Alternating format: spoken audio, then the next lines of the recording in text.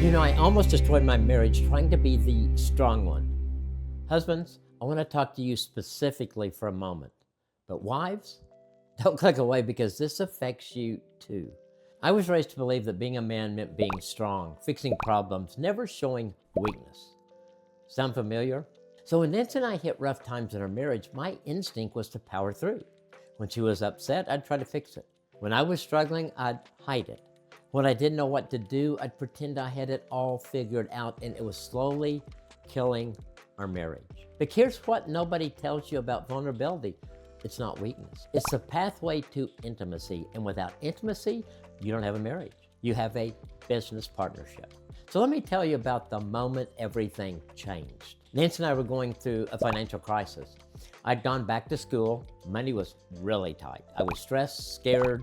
Honestly, I had no idea how we were going to make it through. But instead of sharing that with her, I put on my everything's fine mask and tried to handle it alone.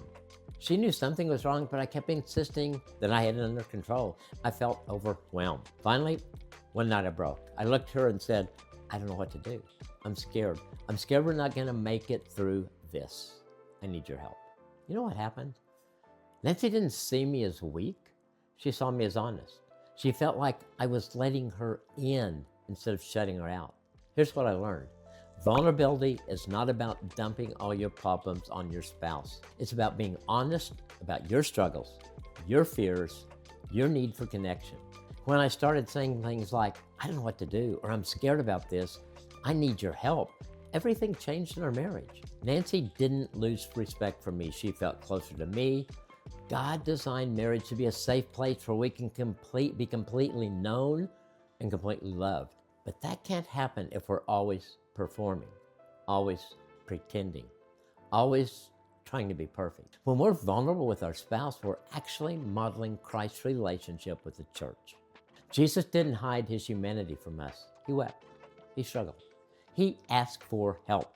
And through his vulnerability, we came to know and love him more deeply. Your marriage can be that kind of safe place, but it starts with you choosing to let your guard down.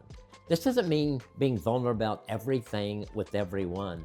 Vulnerability requires wisdom and appropriate boundaries. But with your spouse, the person you've committed your life to, vulnerability is not optional if you want true intimacy. So let me ask you this directly. What are you hiding from your spouse? What struggle are you trying to handle alone? What fear are you keeping to yourself?